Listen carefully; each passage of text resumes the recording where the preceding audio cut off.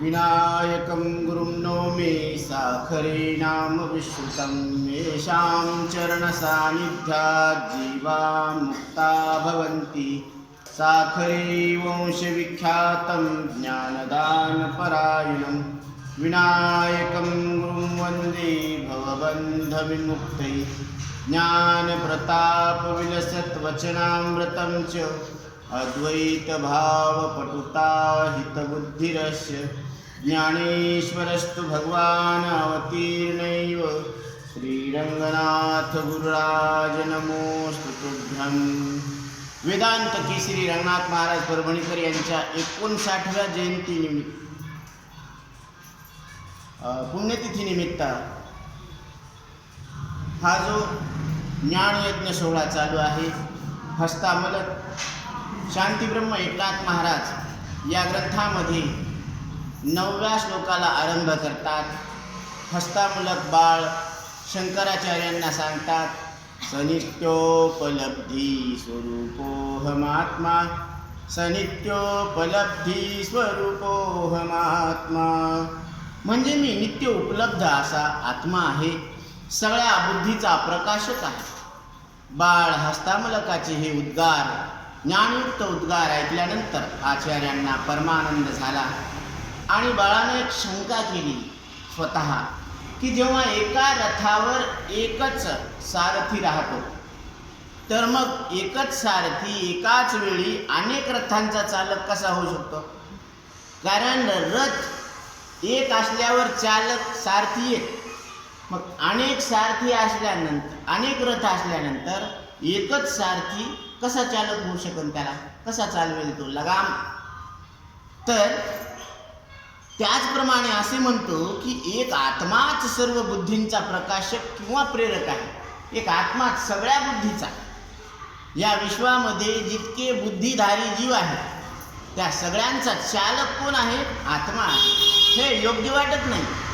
या विकल्पाचे निराकरण करताना हस्तामलक बाळ सांगतात, यथानेकचक्षु प्रकाशो रविर्न क्रमेण प्रकाशीकरोति प्रकाशम्, अनेका धियो यस्तथैका प्रबोधा, सनित्योपलब्धी स्वरूपोऽहमात्मा, सनित्योपलब्धी स्वरूपोऽहमात्मा। ज्याप्रमाणे सूर्य स्वतःच्या प्रकाशाने अनेक डोळ्यांना हे घटपट आदी वस्तू ज्या आहेत त्या पदार्थांना पाहण्याचं सामर्थ्य एकदाच आणि त्याच क्षणी प्रदान करत असतो। सूर्य उगवला की त्या उगवल्याबरोबर सगळ्यांना एकसारखं त्याच क्षणामध्ये आणि एकदाच सगळ्यांना पाहण्याचं सामर्थ्य देतो। तो क्रमाने एका एका विषया वस्तूंना दाखवत नाही, पण सगळं काही एकदाच प्रकाशित करतो। त्याला वाटतं की सगळ्यांना पहिल्यांदा मसनमाटात कसं काय दाखवावं, आधी मंदिर दाखवावं, मग शेत दाखवावं, मग लोक उठलेले दाखवावं, तोंड धुताना तेवढा शॉट कमी करावा, असं आहे का काही? असं काही नाही। सगळ्या क्रिया करत असताना तो एकदा उगवला की सगळ्यांच्या क्रिया एकदा स्पष्ट होत असतात। तसा त्याचप्रमाणे ज्ञानस्वरूप चैतन्यरूप एक आत्मा अनेक बुद्धींना एकदम एकाच वेळी आणि त्याच क्षणी प्रकाशित करतो। तर जेव्हा आकाशामध्ये सूर्य उगवतो, आता आकाशामध्ये सूर्य आहे, सूर्य असं एके ठिकाणाहून दुसऱ्या ठिकाणी गेल्यासारखा आपल्याला दिसतो। त्याला भूगोलामध्ये परिवलन परिभ्रमण असं म्हटलेले आहे शब्द। तर हा जो सूर्य आपल्याला दिसतो, मग या दिशेने दिसतो का? पूर्व पश्चिम दिसतो, उत्तर दक्षिण दिसत नाही। याचं कारण काय? तर हे पुढं सुद्धा शंका येणार आहे। जेव्हा आकाशामध्ये सूर्य उगवतो तर पूर्णच अंधार एका क्षणामध्ये संपतो आणि सरोवरामध्ये असंख्य कमळ एकदाच सूर्यविकासिनी कमळ एकदाच उमलून जात असतात। हे सगळे सूर्याच्या प्रकाशात सहज रूपाने होते। सूर्य स्वतः काही करत नाही, ते स्वतः काही करत नाही सूर्य, सूर्य उगवल्यावरच सूर्यकांत मणी चमकू लागतो. चारवाक पक्ष्यांचं जे मिलन आहे ते सूर्यप्रकाशातच होत असतं आणि रात्रीला दिसणारे जुगनू आणि नक्षत्र हे सगळे लुप्त होऊन जाते, गुप्त होते. दिवसा कुठं दिसते? जुगनू दिसत नाही, नक्षत्र दिसत नाही. सूर्य क्रमाने एका एका वस्तूला प्रकाशित करत नाही, तर त्याची जी स्फुरण आहे तर ती पूर्ण जगाला एकदम प्रकाशन करून टाकते. अगदी सच्चित स्वरूप आत्म्याची सुद्धा तीच स्थिती आहे. जी सत्ता आणि स्फूर्ती आहे त्या संपूर्ण पदार्थामध्ये, जगतामध्ये जेवढे पदार्थ आहेत, अंतःकरण, इंद्रिय, कर्मेंद्रिय, त्यांचे विषय, ह्या सगळ्यांच्या क्रिया आणि ज्ञानाला शक्ती देण्याचं काम हा आत्मा करत असतो. त्यांना चालना देण्याचं काम हा आत्मा करत असतो. म्हणून ते एक आत्मचैतन्य सूर्याप्रमाणे सर्व बुद्धी मग त्या बुद्धीमध्ये प्रकाशित करतो. मग ते कसे काय असेल ना, कोणी सुबुद्धीवाला असन, कोणी दुर्बुद्धीवाला असन, कोणी विषयी असन, कोणी विद्वान असन, कोणी वंदन करणारा असन, कोणी निंदा करणारा असन, कोणी आग्रही असन, कोणी दुराग्रही, बरोबर ना. असे वेगवेगळे पाहायला भेटतात ना आपल्याला. कोणी विवेकी, कोणी अविवेकी. आता ते म्हणले की बाबा तुम्ही ज्यावेळेस बैलगाडी आली तर ते बैलगाड्यामध्ये नाही का त्या सगळ्या बैलांनी रस्त्यानं घाणच केली, तुम्ही त्याला काही म्हणले नाही. आणि मी घाण केली थोडीशी की तुम्ही मलाच नाव मोठं ठेवायला. त्याला सांगितलं की तो प्राणी आहे, तो मानव आहे, इथं नियमानं वागावं लागतं, इथं कुठं बी घाण करायला जमत नाही. हे नियम आहेत ना. म्हणून तर पुरुष आणि पशु याच्यामध्ये फरक काय सांगितलेला आहे. इथं विवेक आहे आणि विवेकानं तो प्रकृतीच्या पलीकडे झेप घेऊ शकतो. म्हणून गुरुवर्य बापूराव महाराज परतूरकर नेहमी सांगत असतात की हा देह प्रत्येकाला मिळालेला मांसमय आहे. ही प्रकृती याला आपल्या विवेकानं अध्यस्त समजणं ही संस्कृती आहे. प्रकृतीकडून संस्कृतीकडे वाटचाल करता येते मनुष्य देहात आलेल्या जेव्हा. प्रकृती, विकृती आणि संस्कृती, आणि याला मी, माझं आणि खरं समजून आयुष्यभर विषय संपादन करत बसणं कष्टमर. त्याचं नाव काय? कष्ट कर आणि परत मर, कर मर, कर मर, त्याचं नाव कष्टमर. तू कष्ट करूच मर असं. तर हा जीव काय करत असतो आयुष्यभर. म्हणून कबीरदास सांगतात, काय सांगतात की कस्तुरी छिपे कुंडल में मृग धुंडे बन माही, वैसे घट घट में है राम दुनिया जानत नाही. हृदयामध्ये राम प्रगट आहे, आत्ता आहे, इथं आहे आणि ते राम तुम्ही आहात. असं असताना घट घट में हे राम दुनिया जानत नाही. त्याला उदाहरण दिलेलं आहे की कस्तुरी पोटातच असते हरणाच्या, पण तो सगळ्या वनामध्ये पळत पळत पळत सुटतो, कारण त्याला वास येत असतो आणि तो समोर पाहत असतो. आणि समोर पाहिल्यानंतर काय होत असतं, त्याला स्वतःच्या पोटातली कस्तुरी दिसत नाही. म्हणून ज्ञानदेव म्हणे परतोनी पाहे तव कैसा मायापूर. ज्ञानोबराय सांगतात की तुम्ही इंद्रियाच्या पलीकडं अंतःकरणात झाकून पहा. त्याला वळून पाहा म्हणलं की ते मागं वळून पाहायला लागलं. मग असं थोडीच होते त्याचा अर्थ. मागं वळून पहा म्हणजे तुम्ही इंद्रियाच्या मागं अंतःकरणात पहा, म्हणून ते तपासा.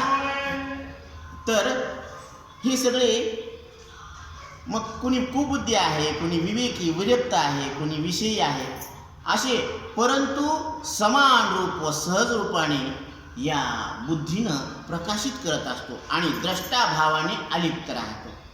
असा प्रत्येक ठिकाणी जे चैतन्य आहे, आणि ते चैतन्य जरी आपल्याला वेगळं वाटत असलं बुद्धिभेदामुळे, पण सगळ्या बुद्धिवाल्यांना एकदाच प्रकाशन करत असतो. कोण? आत्मा म्हणजे मी. सूर्य एक असताना सुद्धा जेव्हा स्वच्छ पाण्यात प्रतिबिंबित होते, आता इथं स्वच्छ पाणी ठेवलेले आणि त्याच्यामध्ये सूर्याचं प्रतिबिंब पडले. पहा, नाथ महाराजांनी सगळे आपल्या अनुभवाचे उदाहरणं दिलेले आहेत. जे आपण व्यवहारामध्ये अनुभवाला घेतो ते सूर्य, आकाश हे नवीन नाही ना सगळ्यांसाठी. मग त्याचं प्रतिबिंब त्या पाण्यामध्ये पडलं, तर ते जर पाणी गढूळ असलं तर ते प्रतिबिंब कसं दिसणार? गढूळ दिसणार. जर ते पाणी हलत असलं तर ते प्रतिबिंब कसं दिसणार? चंचल दिसणार.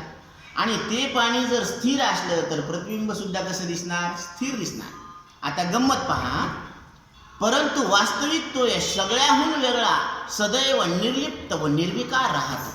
त्याचप्रमाणे चित सूर्यरूपी आत्मा अनेक प्रकारच्या बुद्धींना प्रकाशित करून सुद्धा त्यांच्यानुसार व्यवहार करण्याचे सामर्थ्य देत असतो, परंतु स्वतः नित्य आणि निर्विकार व निर्लेप राहतो. त्याला बुद्धीचे पाप पुण्य व सुखदुःखादी द्वंद्व लेश मात्र सुद्धा प्रभावित करत नाही. जसं आता हे झालं स्वच्छ पाणी.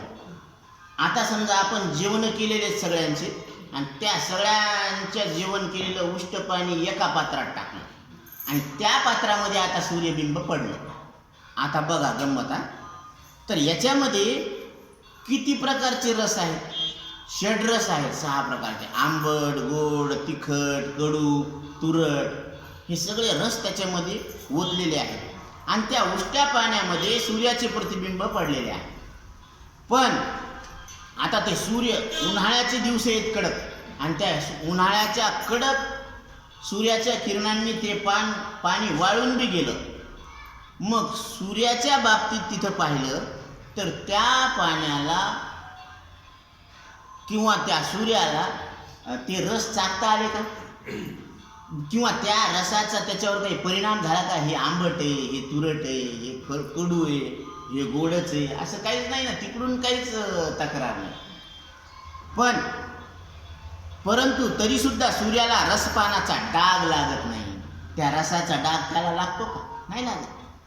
त्याचप्रमाणे सगळ्या बुद्धींचा प्रकाशक आत्मचैतन्य बुद्धीच्या सुखदुःखादी द्वंद्वात्मक विविधतेतून सदैव निर्लिप्त व निर्विकार राहतो.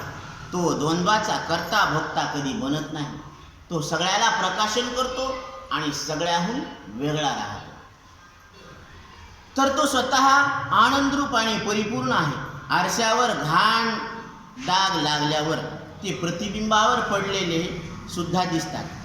आता आरशाला समजा आरशावर दूध पडलं, आता एवढा मोठा आरसा आहे आणि त्याच्यावर दूध पडलं तर ते पाहणाऱ्याच्या तोंडावर सुद्धा दिसते. तिथं जे दिसायला लागलं ना तोंड त्या आरशात, तर त्या तोंडावर सुद्धा दूध पडलेला डाग दिसतो. पण मूळ बिंबाला डाग असतो का? नाही. परंतु त्याच्यामुळे मुखावर डाग लागत नसतो. मुखाला डाग नाही लागत.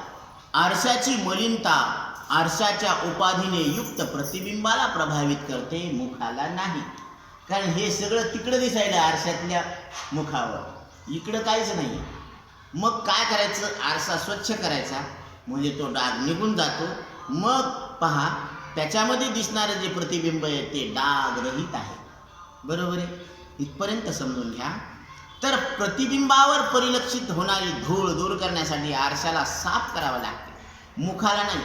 त्याचप्रमाणे पाप पुण्य चांगले वाईट हे सगळे भाव अंतःकरणाच्या उपाधीमध्ये प्रभावित करतात, आत्म्याला करत नाही.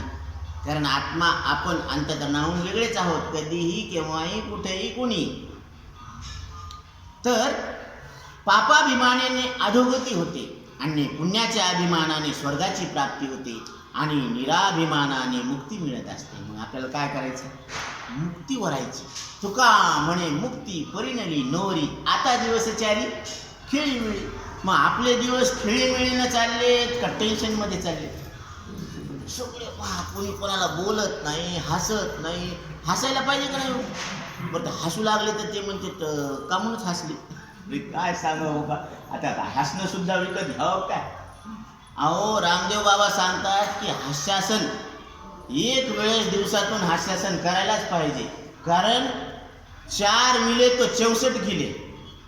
हे 2 हात आहेत नाही आणि तिकडचे 2 असे रामराम म्हणून हातात हात देत असते. तर 4 मिले तो 64 किले आणि ही 32 सुद्धा नाही का काय होत असते? उघडती ना. हे 32 दात ते 32 दात म्हणजे 64 किले. काय रचना आहे. तर हसणं बरं, हसायला पैसे लागतात का बरं? उलट हसल्यानं शरीरातले रोम रोम खुलून जातात. ते म्हणतात ना, ज्ञानी मारे ज्ञान से तो रोम रोम खुल जाए. और गधा मारे लात से तो अपना कपाल फुट जाए. मग कोणाचा मार चांगला आहे? ज्ञानीचाच मार चांगला आहे, शब्दाचा. म्हणून त्या विठ्ठलाला शब्दाचा मारा केला ना तर त्याला काकुळतीला येत असते. सोहम शब्दाचा मार केला विठ्ठल काकुळती आला.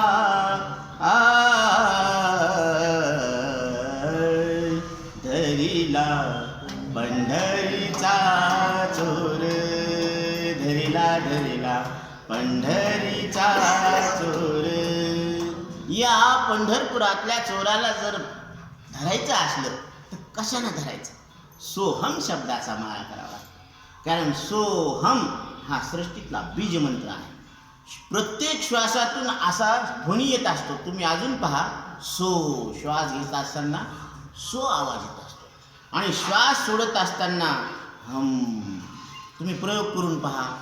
डोळे लावायचे सकाळी उठल्यानंतर आणि ज्ञान मुद्रेमध्ये पाठीचा काना 90 डिग्री सेंटीग्रेडमध्ये ठेवायचं, पद्मासनामध्ये बसायचं आणि नासाग्र दृष्टी ठेवायची आणि श्वासाकडे लक्ष ठेवा. तर प्रत्येक श्वास घेत असताना तुम्हाला असं लक्षात येईल की त्याच्यातून सो असा आवाज येत असतो आणि श्वास सोडत असताना हम. हा जो सोहम आहे हा नामस्मरणाचा बीजमंत्र आहे. याचा अर्थ असा आहे की या सृष्टीमध्ये जे तत्व विद्यमान आहे ते या देहात सुद्धा विद्यमान आहे आणि जे तत्व या देहामध्ये विद्यमान आहे चैतन्य रूपाने ते तुम्ही आहे, तेच या सृष्टीच्या रूपानं विस्तारलेलं आहे. म्हणून त्यांनी काय सांगितलेलं आहे भगवंतानं भगवद्गीतेमध्ये की भांगाराची अलंकारू का बीजेची दाहले तरू की भांगाराची अलंकारू तैसा मज एकाचा विस्तारू. ते हे जग, हे जे जग आहे ना हे माझ्या एकाचा विस्तार आहे. जसा हा वृक्ष आहे ना हा एका बीजाचा परिणाम आहे, विस्तार आहे. तसं हे सगळं संपूर्ण जगत देवरूपानं, जीवरूपानं, जडरूपानं, ईश्वर रूपानं जे विस्तारलेलं आहे ती माझीच एक काय आहे, शोभा आहे. असं ज्यानं ओळखलं तो सुटला, त्याला बंधन नाही. म्हणून शिवस्वरूप जो आहे तो कल्याण स्वरूप आहे. अहम देवने शंभू शांभवी झाला. अहम जाळावा लागतो. अहंकार गेला तुका म्हणे देव झाला. अहंकार कसा जात असतो? अहंकार पाया पडून जात नसतो. अहंकार विचारानं जात असतो. आता ज्याची वस्तू आपण आणली ती काम झाल्यावर त्याला परत करून देणं म्हणजे बरोबर आहे का नाही व्यवहार. तसं हा आपण जो देह आहे तो ईश्वरानं आपल्याला दिलेला आहे, तो भजन करण्यासाठी दिलेला आहे, देव प्राप्त करून घेण्यासाठी मिळालेला आहे. तर त्याच्यामध्ये देव प्राप्त करून घ्यायचा आणि ज्याचा त्याला वापस देऊन टाकायचा. मग आपण ज्याचा त्याला वापस द्यायला तयार आहेत का कब्जात करून बसलो? शिखी ज्याचा त्याशी देणी लागे. म्हणून काय आपण लयच पक्क त्याच्यावर अतिक्रमण केलं ना म्हणून हळूहळू डोळे सोडून जाते, कानं सोडून जाते, दातं सोडून जाते, पाय सोडून जाते. काय करावं महाराज, यायची खूप इच्छा आहे हो पण गुडघ्यानं चालताय. मग आता ते चलून कवरच चालणार आहेत ते म्हणे हे इथं यायचं काम करणं आहे, आपल्यालाच राबून घ्यायला लागेल. ते लई इमानदार म्हणून ती एक एक पाय डोळा म्हणता माझे तीही कैसा मोकलीलो. म्हणून नाथ महाराज सांगतात की शिव कसा आहे, स्वतंत्र आहे, कल्याण रूप आहे, अमृत स्वरूप आहे. म्हणून तो जीवनमुक्त या सर्वाहून अप्रभावित आणि नित्य स्वतंत्र राहतो. याच विषयाला धरून शंका व समाधानाच्या माध्यमातून अजून चांगल्या पद्धतीने लक्षात घेता येते. यावर अशी कोणी शंका करेल की जर अभिमान जड आहे तर मग त्याला सुखदुःखादी भोग कर्म कसे प्राप्त होतात? अहंकार जर जड आहे ना तर मग त्याला सुखदुःखादी भोग कसे प्राप्त होतात? बरं, जड अहंकारामध्ये भोगतेपणाची कल्पना करणे योग्य आहे का? अहंकार मग त्याचे फल सुखदुःखादी कोण भोगतं? चैतन्य तर भोगत नाही आणि अहंकार जड असल्यामुळं ते कसं काय भोगल? त्याच्यावर भोगतेपणा येत नाही. तर याचं समाधान सांगतात. एका लोखंडाच्या तुकड्यावर इच्छित आकार देण्यासाठी, आता एक लोखंडाचा तुकडा आहे असा गोळा किंवा चौकोनी, आता त्याला गोल करायचा, आकार द्यायचा. तर लोखंडाला असं दाबू दाबू आकार देता येतो का? लोखंडाला दाबता येत नाही. ते लई कडक असतं, भारी असतं, त्याला जाळावंच लागतं. मग अग्नीचा आणि त्याचा संपर्क आला की त्याच्यामध्ये अग्नी प्रविष्ट होत असतो. मग अग्नीमध्ये लाल करून घ्यावं लागतं. या प्रक्रियेमध्ये दोन गोष्टी दिसून येतात बरं का. आता हे सगळ्यांच्या अनुभवाचं आहे ना. त्या लोखंडाला अग्नीच्या ह्याच्यामध्ये टाकलं आणि ते बाहेर काढलं तर ते लाल बुंद दिसायला लागतं. आता अग्नी वाचून लोखंड गरम केलेल्या लोखंडाला आकार देता येत नाही, बरोबर आहे. दुसरी गोष्ट, घनाच्या आघाताला जड असून सुद्धा लोखंडालाच मार सहन करावा लागतो. जो घनाचा जो मार आहे ना तो अग्नीला सहन करावा लागत नाही. तो कोणाला सहन करावा लागतो? लोखंडाला. कारण त्याला घडवायचं ना. तसं मूर्ती घडवायची म्हणजे त्याच्यावर जो घडवायला लागला ना त्याला मार सहन करावा लागत नाही, त्या दगडाला मार सहन करावा लागतो. तेव्हा जाऊन कुठंतरी मूर्ती तयार होत असते. म्हणजे या दोन घटना घडतात की दगड स्वतःचा आकार बदलत नाही आणि जर त्याला आकार द्यायचा असला तर मूर्तिकारानं त्याच्यावर घाव घालावा लागतो. तर ते घाव सहन करावं लागतं कोणाला? दगडाला.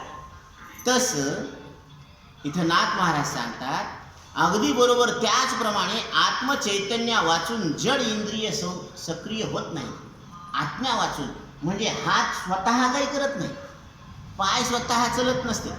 ज्यावेळेस आपल्या मनामध्ये संकल्प उठतो, चला पोथीला, की निघाले पाय तिकडे, त्या दिशेने निघाले, मंदिराच्या दिशेने. आधी संकल्प होतो ना. तसं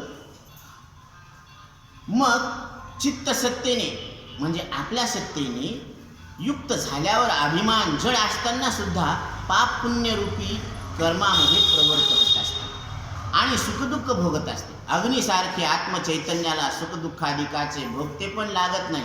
नाथ महाराज सुद्धा सांगतात की सुखदुःखाचा मूर्खपणा, पागलपणा, अहंकारासाठी जीवाला सहन करावा लागतो, आत्म्याला नाही. आता परत एक शंका आहे. सूर्य जर एकदिशी आहे म्हणजे आपल्याला आकाशामध्ये दिसतो ना, तो एवढूसा त्याच ठिकाणी दिसतो, बरोबर आहे. मग सूर्य जर एकदिशी आहे तर जगापासून खूप दूर आणि एकाच ठिकाणी आहे. जी पृथ्वीचं आणि सूर्याचं जर अंतर पाहिलं तर पृथ्वीवरून सूर्य एवढा दिसायला, गोळा चेंडू एवढा, आणि तिथून जर पाहिलं ना पृथ्वीला तर ती दर्याने खसखस दिसणार आहे. पण तिथं जावं कोणी?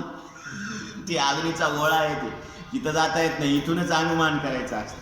मग एकता म्हणून त्याची एकता तर लक्षात येते, त्याची एकता लक्षात येते की ते सगळ्याला प्रकाशन करायला लागला, सगळ्याहून वेगळा आहे, हे बरोबर आहे. पण आत्मा सगळीकडेच आहे ना हो, सगळ्या कणाकणामध्ये विद्यमान आहे. मग त्याची अलिप्तता कशी काय असू शकते? तो सगळ्याहून कसा वेगळा आहे, अशी शंका घेतली. परंतु आत्मा तर इंद्रियामध्ये समरस होऊन त्यांचा व्यवहाराला शक्ती प्रदान करतो. मग त्याची अलिप्तता कशी शक्य आहे, अशी शंका आहे. तर याचं समाधान देतात की आत्मस्वरूपाच्या दृष्टीने सिद्ध पुरुष द्वंद्वामध्ये राहत असून सुद्धा निर्द्वंद्व राहत, म्हणून दोन्ही दिसती सारखी वर्म जाणे तो पारखी. आता चुन्याचा गोळा आणि लोण्याचा गोळा दिसायला सारखीच आहेत ना, पांढरेच आहेत. पण चुन्याचा गोळा खाल्ला की तोंड सोडून निघतं आणि लोण्याचा गोळा खाल्ला की प्रकृती चांगली राहते. म्हणून दोन्ही सारखेच दिसतात. अज्ञानी आणि ज्ञानी जगत असताना, जीवन जगत असताना दोन्ही सारखे दिसते. पण ज्ञानीच्या अंतकरणामध्ये या विश्वाबद्दल मिथ्यात्व निश्चय असतो आणि अज्ञानाच्या अंतकरणामध्ये हे सगळं सत्यच असते, सत्यत्व बुद्धी असते. म्हणून एवढा फरक आहे. तर म्हणून त्याला नित्यमुक्त म्हणतात. तो भोग व त्याग दोघांच्या पलीकडे आपल्या सत्स्वरूप आत्म्याशी एकरूप होतो. म्हणून साधू संत हे आपल्या स्वरूपामध्ये रममान असतात. म्हणून एकदा वाहेगुरु, सतनाम वाहेगुरु, गुरु गोविंद सिंगांना काय केलं, वडिलांनी दुकानावर बसवलं. त्याचं किराणा दुकान होतं आणि त्यांना सांगितलं की कोणी गिऱ्हाईक आलं ना तर माल मोजून द्यायचा. ते म्हणे ठीक आहे. आता गुरु गोविंद सिंग सतनाम वाहेगुरु, सतनाम वाहेगुरु हे कोणी निर्माण केलं? सगळं सृष्टी ईश्वराने. मग हे सृष्टी ईश्वराची, हे देह कोणी दिला? ईश्वर. देह ईश्वराचा. श्वास कोणी ठेवला? मग श्वास सुद्धा देवाचा. मग हे 13. आता हे इंद्रिय कोणी दिले? देवाने. मग इंद्रिय सुद्धा तुझी. आणि हे मन कोणी दिलं? देवाने. मग हे मन सुद्धा देवाला तेरा तुझको अर्पण क्या लागे मेरा, म्हणून ते म्हणाले मनातल्या मनात तेरा तेरा तेरा. आता एक जण आलं 14 किलो गहू द्या. आता त्याने 14 किलो गहू द्या तर येईनी माझ मोपायला सुरुवात केली. आणि आधीच अंतकरणात भाव काय होता, हे सगळं भगवान का है, ये तेरा है तेरा है. तर ते 1 2 3 4 5 6 7 8 9 10 11 12 13. आता 14 बी झाले तर ते 13च म्हणायलेत ना, पुढे धकत ना. 15 बी झाले तर 13च म्हणायला लागले. आणि तितक्यात वडिलांनी पाहिलं, अर ते 2 माप जास्त गेले ना, आणि तू 13वरच अडकलेला आहे. चल बाजूला होय, तू काही कामाचं नाही. ते वायनाम सत्य. कारण त्यांचं अंतकरणामध्ये काय होतं, हे सगळं विश्व आणि या विश्वातल्या सगळ्या वस्तू त्याचीच देणगी आहे, हे सगळं त्याचंच आहे. म्हणून देह समर्पिजे देवा. पहा तुकोबराय सांगतात की हा देह तुम्ही स्वतःच्या इच्छेनं ईश्वराला समर्पित करा. भार काहीच न घ्यावा. लई टेन्शन आहे ग माय, काही टेन्शन नाही. एवढं जर ईश्वराला अर्पण केलं ना, काहीच टेन्शन नाही. भार काहीच न घ्यावा, होईल आगवा काय तुका म्हणे आनंद. तुकोबराय सांगतात की मग आगवा आनंदच आहे. इथून तिथून काय आहे, आनंदी आनंद. म्हणून आनंदाची डोही आनंद आनंद. आता संतांना आनंद आहे आणि आपल्याला का नाही, कारण आतापर्यंत आपण हा देह ईश्वराला अर्पण केला नाही. म्हणून रोज संध्याकाळी देवाला प्रार्थना करायची, ओम नमो भगवते गणपती देवताय नमः. देवा, आज या शरीरानं वाणीनं मनानं जे काही कर्म झालेले आहेत मी तुम्हाला अर्पण करत आहे, असं अर्पण करायचं कृष्णार्पण. आणि त्याच्या फलाची अपेक्षा ठेवायची. म्हणजे निष्काम बुद्धीनं कर्म केलं आणि फलाची अपेक्षा ठेवली नाही आणि कृष्णार्पण करून टाकलं, म्हणजे त्याचं फळ लागत नाही. मग आतापर्यंत जे कर्म केले ते अशा पद्धतीनं सांगायचं देवाला की देवा, आतापर्यंत झालेले सगळे शरीरानं मनानं वाणीनं केलेले कर्म हे मी तुम्हाला अर्पण करत आहे. आणि फलाची ह्या क्रियेनं काय होत असतं, चित्त शुद्ध होत असतं आणि शुद्ध चित्तामध्ये आत्मा प्रगट होत असतो. म्हणून तिथल्या तिथंच आहे ते. तर आरसा स्वच्छ असल्यावर जसं त्याच्यामध्ये जसं आहे तसं दिसतं ना, तसं अंतकरण स्वच्छ असल्यावर जसं आहे तसा देव कळत असतो. आता एकदा सूरदास दोन्ही डोळ्यांनी अंध होते. त्यांना भगवान श्रीकृष्णाला पाहायची इच्छा झाली, भेटायची इच्छा झाली. म्हणून ते सगळ्याला सांगायला लागलेत की तुम्ही द्वारकेला चाललेत हो, मला बी घेऊन चला ना, मला बी घेऊन चला ना. काठीनं घोंगडं घेऊ द्या किरण, मला बी जत्राला नाही वृंदावनाला येऊ द्या किरण. कारण तिथं भगवान श्रीकृष्ण परमात्मा प्रगट आहे आणि मला त्याची भेट घ्यायची आहे. तर ती कुणी जाणारे म्हणालेत की आपलं वजन, आपलं संगती आणि याचं वजन ये बी, याला कोण सांभाळ घ्यावं, याला एक तर दिसत नाही. ती कुणी बी त्याचं कट करू लागलं कनेक्शन, कोण सांभाळून याला. ते असं म्हणून नाही तर ते कुणीच त्याला हात धरला. शेवटी त्या श्रीकृष्ण परमात्म्याला दया आली. श्री ठाकूरजी एका बाल रूपामध्ये आले आणि त्यांनी त्याचा हात धरला सूरदासांचा आणि सांगितलं, बाबा माझा हात धरा, मला सुद्धा तिकडेच जायचं. कुठं? वृंदावनामध्ये भगवान श्रीकृष्ण परमात्म्याची भेट घ्यायला जायचे, चला तुम्ही माझ्यासोबत. आता थोडा वेळ झाला नाही झाला की ते म्हणले, बाबा आणि म्हणे द्वारका, भगवान श्रीकृष्ण परमात्म्याचे दर्शन पहा. पहा आरती व्हायला लागली, घंटीनाद व्हायला लागला आणि पहा तिथं शंखनाद सुद्धा व्हायला लागला. बरोबर आहे का नाही? ती म्हणे हो गडे, पण इतक्या लवकर द्वारका येत नाही, इथून बरंच लांब आहे ते वृंदावन, कुठं द्वारका कुठं, एवढं नाही जमत म्हणे. ते म्हणले खरंच तुम्ही पहा ना, ऐका ना म्हणे शंखनाद. तिथं म्हणे खरं. मग ती म्हणे इतक्या लवकर अंतर कापता येत नाही, हे कसं काय कापलं? तर त्यांनी विचारलं तू कोण आहे, कोण आहे? म्हणले की त्या बाळानं हात झटका दिला, हात सोडून घेतला. ते म्हणले हात सोडून झटका मारून गेला, पण हृदयात बसलेला कुठं जाशील कळू. हृदयबंदी खाना केला आत विठ्ठल कोंडीला, हृदयबंदी खाना केला आत विठ्ठल कोंडीला.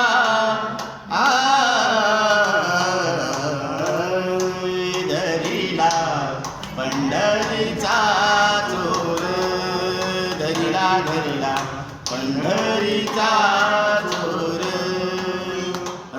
बंदी खाना केला, आत विठ्ठल कोंडिला. ह्या हृदय मंदिरामध्ये कोणाला कोंडायला पाहिजे? भगवान श्रीकृष्ण परमात्म्याला कोंडायला पाहिजे. म्हणजे तो कुठं जात नाही. आत विठ्ठल कोंडिला. अशा पद्धतीनं तो श्रीकृष्ण परमात्मा आपलासा करून घ्यायला पाहिजे. आपला तो एक देव करून घ्यावा. तेने विन जीवा सुख नोहे. त्याच्या वाचून सुख मिळणं शक्यच नाही. म्हणून मेरे तो गिरधर गोपाल दुसरा नको. आमच्या मीराबाई सांगतात, माझं कोण आहे? माझे श्रीकृष्ण आहे. कृष्ण माझा माता, कृष्ण माझा पिता, बहीण बंधू चुलता कृष्ण माझा. सगळे संबंध माझे श्रीकृष्णाशी लावून घेतलेले आहे. आता मला असं म्हणायला हरकत नाही की महाराज माझ्या मागं कोणी नाही, पुढं कोणी नाही. बरेल मागं नाही, पुढं कोणी नाही म्हणजे रडायचं कामच नाही. पण तिथं कुठं करमत आहे? मग सगळे नाते कोणाशी लावून घ्या? श्रीकृष्ण परमात्म्याशी लावून घ्या. म्हणून ज्याप्रमाणे घटात भरलेल्या पाण्याबाहेर निळ्या आकाशाचे प्रतिबिंब पाहून हा भास होतो की आकाश पाण्यामध्ये बुडाले. आता इथं जर नाही का मोठा भांड आहे आणि त्याच्यामध्ये पाणी भरलेले, त्याच्यामध्ये आकाश दिसतं, तर आपल्याला वाटतं की आकाश त्याच्यात बुडालं काय? आता पहिले परातीमध्ये चहा प्यायचे तर त्याच्यात सगळं आकाश दिसायचं बापा, सूर्य बी दिसायचा. मग परातीत सूर्य आला कस काय? ते सगळं पडलेलं दिसायचं ना त्याच्यात बुडालं काय?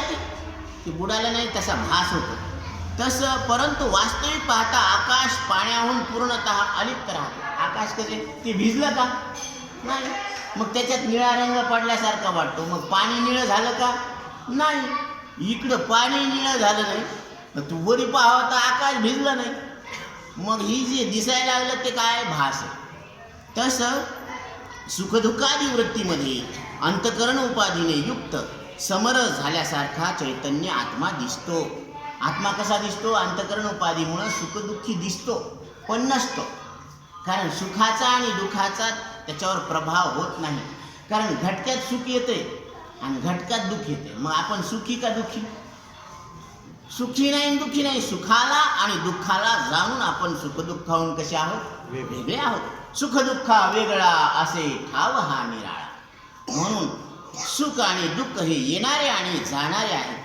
त्या वास्तविकते तो आकाशाप्रमाणे अलिप्त आणि नित्यमुक्त राहतो. जसे घटातले पाणी निळ्या आकाशाला लेश मात्र भिजवू शकत नाही, त्याप्रकारे चिदाकाश सुद्धा पाप पुण्य आणि सुखदुःखादी पासून अलिप्त राहतो. म्हणूनच तो बुद्धीमध्ये ज्ञानरूप असताना सुद्धा अलिप्त आहे. इंद्रियाच्या भोगात प्रवृत्त असून सुद्धा अभोक्ता आणि देहात राहून विदेही आहे. आपण देहात प्रगट आहोत, पण या देहाहून कसे आहोत? वेगळे आहोत. कारण याच्या 3 तऱ्हा आहेत. एक बालपण, एक तारुण्य, एक म्हातारपण. आता ज्यावेळेस ही अवस्था आहे बालपणाची, तर या अवस्थेचं रूपांतर तारुण्यात होणार. मग इथं तरुण अवस्था आहे. मग हे पहिलं बालक होतं, मग तो आकार राहिला का? नाही. हा आकार आला. आता हा आकार सुद्धा निघून जाणार आणि असा आकार येणार. मग हा आकार निघून जाणार म्हणजे 3 आकाराला जाणणारे तुम्ही, त्याच्यातला कोणता आकार आहे? कोणताच नाही. म्हणजे सगळ्या आकाराला जाणून तुम्ही आकाराहून वेगळे आहात, म्हणजे निराकार आहात, म्हणजेच न मरणारे परमात्मा आहात. असं आकारानं ध्यानात घ्यायचं. आकाराला आकार कळत नाही, सगळे आकार आपल्याला कळतात. म्हणजे सगळ्या आकाराहून आपण कसे आहोत? वेगळे आहोत, म्हणजे निराकार आहोत. आता निराकार आहोत म्हणजेच जन्म मृत्यून वेगळे. कारण आकाराला सोडून जन्म मरण नाही आणि आकाराला सोडून आपण आहोत. कुठं आहोत? झोपेत आहोत. मग झोपेमध्ये आपण शरीराला सोडून असतो, म्हणजे मरणाला सोडून असतो. आणि आपल्याला प्रत्येकाला वाटतं की माय आपलं पुढं कसं होईल, कसं होईल. रोजच कसं असतात? रोज आपण न मरणारे असतो. मग उद्या बी हे टच्चर गेल्यावर काय होईल? आपण न मरणारेच. मग 13 तुझको अर्पण. आपण म्हणून आपण आपल्या मस्तीमध्ये राहायला पाहिजे. जंगल में रहो या बस्ती में. बरं का, जंगलात आहो का बस्तीमध्ये आहो, पण आपण आपल्या मस्तीमध्ये राहायचं. कारण मी सच्चित आनंद रूप परमात्मा आहे. अशा आनंदामध्ये तो राहतो. जो चिदाकाश रूप आत्मा आहे तोच मी आहे. या भौतिक आकाशाचं तर तिथं ठाव ठिकाणाच नाही. ही अवस्थाच पूर्ण अवस्था आहे, जिच्यात संपूर्ण संकल्प विकल्प सहजच काय होत असतात, समूळ नष्ट होतात. यामुळे बाळ हस्तामलकाच्या पूर्ण ज्ञानाने युक्त वचनांना ऐकून आचार्यांना आनंद झाला. वा वा, किती सोपे उदाहरण देऊन बाळ आचार्यांशी सांगायला लागले ह्या ज्ञानाच्या गोष्टी. हा संवाद चालू आहे. तर बाळसुद्धा आचार्यांच्या आनंदाला पाहून खूपच प्रसन्न झाले. बाळाला खूप प्रसन्नता पाहिल्यानंतर संकल्प विकल्पाने निशेष पूर्ण व्यवस्थेला आणखी विस्तारपूर्वक स्पष्ट करण्यासाठी त्या बाळानं त्याच्यामध्ये मनामध्ये एक युक्ती आणली. तर त्याने स्वतःच एक शंका केली, सूर्य डोळ्याला आणि बुद्धीला सुद्धा प्रकाशित करतो. सूर्य कोणाला प्रकाशित करतो? सूर्याला. आणि परत काय सांगितलं? बुद्धीला. आता पहा, श्रुती काय सांगते? सूर्य आत्मा जगत आहे. सूर्य काय आहे? जगाचा आत्मा आहे. म्हणून कुंती मातेनं लग्नाच्या आधी व्यासांनी दिलेला मंत्र जपला तर कर्ण झाला. आता ते म्हणले की लोक अपवाद झाला, लोक काय म्हणतील लग्नाच्या आधीच मुलगा झाला, हे कसं काय? मग तिनं लोकलज्जेनं काय केलं? ते पाण्यात सोडून दिला. मग एका दासीपुत्रानं, दासीनं आणि त्याच्या मालकानं सांभाळ केला, तर त्याचं नाव काय पडलं? राधेय. वास्तविक तो कोण होता? कौंतेय, कुंतीपुत्र आहे कर्ण. पण जग काय म्हणायला लागलं? राधेय. ज्यावेळेस भगवान श्रीकृष्ण परमात्म्याने सांगितले की तू कोणतेही आहेस, त्यावेळेस कुंतीनं सुद्धा परत सांगितलं, त्यावेळेस पक्का विश्वास झाला. तसं आपण स्वतःला समजतो की मी येणारा जाणारा, जन्मलेला मरणारा, पापी पुण्यवान, सुखी दुःखी, हुशार मूर्ख असं समजतो. पण या संघाताला धरून म्हणतो आणि सद्गुरू सांगते तू अमृतस्य पुत्र आहात, तू अमृत स्वरूप परमात्मा आहेस. मग आपले डोळे उघडतात की आतापर्यंत आपण याला उगच सांभाळत बसलो या गाबाळ्याला. मग त्यांनी सांगितले की सूर्य जगाचा आत्मा आहे, म्हणून सूर्याची उपासना करायला पाहिजे. रोज सकाळी त्याला पाणी अर्पण करायला पाहिजे, द्वादश आदित्य. यामुळे हा प्रश्न स्वाभाविकच येतो की तेव्हा सूर्याचा आत्म्याशी काय संबंध आहे? सूर्याचा आणि आत्म्याचा काय संबंध आहे? कसा संबंध आहे? या प्रश्नाचे समाधान त्यांनी पुढच्या श्लोकात केलेले आहे. तर काय श्लोक आहे?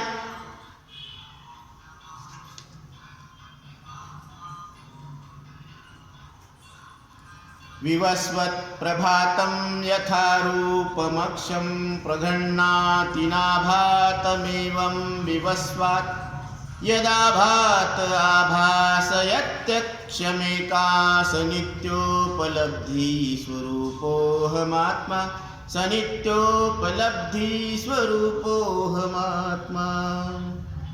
ज्याप्रमाणे सूर्याच्या प्रकाशाने प्रकाशित वक्षु म्हणजे चक्षु, इंद्रिय आदी हे सगळे काय होत असतात? प्रकाशित होत असतात. तर घटपटादी विषय वस्तूंचा अनुभव ग्रहण करतात. त्याचप्रमाणे सूर्य सुद्धा आत्मचैतन्याच्या प्रकाशाने प्रकाशमान होते. सूर्य सुद्धा आत्मचैतन्याच्याच प्रकाशाने प्रकाशमान होतं. तर डोळ्यांना आणि अन्य विषय वस्तूंना सुद्धा प्रकाशित करण्याचे सामर्थ्य प्राप्त होते. मग नित्य चैतन्य प्रकाशरूप आत्मा माझे स्वरूप आहे. तो जगदात्मा सूर्य कोण आहे हे स्पष्ट करताना महाराज सांगतात. आता सूर्याला सूर्य म्हटलेला आहे आणि आत्म्याला जगदात्मा म्हटलेला आहे. आता आत्मा आणि जगदात्मा हे दोन शब्द कसे काय? सूर्य आणि सूर्यात्मा हे कसं काय? याचं स्पष्टीकरण सांगतात. ज्या चैतन्याच्या प्रकाशाने सूर्याच्या जगामध्ये अस्तित्व आहे, कारण चैतन्य शक्तीमुळंच सूर्याचं अस्तित्व कायम आहे. नाहीतर हे जे सूर्य आकाशामध्ये एकदम स्थिर आहे ना, याचं कारण काय माहिती आहे? सूर्य आणि चंद्र हे गुरुत्वाकर्षण शक्ती भूगोलामध्ये सांगितलेलं आहे की एक शक्ती आहे गुरुत्वाकर्षण, ती त्याला खाली पडू देत नाही. आता मागं म्हणू लागले की एखादा ग्रह पृथ्वीवर पडणार आहे, पण ते कुठंतरी समुद्रामध्ये टाकण्यात आला होता. तर तसं मग हे जे गुरुत्वाकर्षण शक्तीमुळं थांबलेले असे वादळच येत नाही, याला कोणी धरून ठेवलं? ती शक्ती. आणि त्या शक्तीला चालना देणारी अजून एक शक्ती, ती परमात्म शक्ती आहे, दिव्य शक्ती आहे. तर ती आत्मा आहे. आणि त्याच्यावर संकेत करतात की श्रुती वचनामध्ये काय सांगितलेले आहे त्याच्याबद्दल? श्रुतीचा अभिप्राय आहे की जो सूर्य उगवताना आणि मावळताना दिसतो तो श्रुतीचा विषय नाहीये. जो उगवायला लागला आणि मावळायला लागला तो मात्र श्रुतीचा विषय नाही.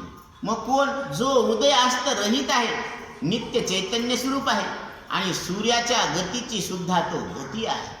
म्हणजे सूर्याला सुद्धा, त्याच्या गतीला सुद्धा जो चालना देतो तो जगदात्मा आहे. या संदर्भात दुसरं उदाहरण देतात किंवा भगवान भगवद्गीतेमध्ये सांगतात की यदादित्यगतम तेजो जगद्भासयते खिलम. आदित्य म्हणजे सूर्य. सूर्य तर केवळ बाहेरच्या जगाला प्रकाशित करतो, तो अंतर्यामी सूर्य जो आत्मा आहे ना तो बुद्धीला सुद्धा प्रकाशन करतो. कारण बुद्धी बाहेर नाही बरं.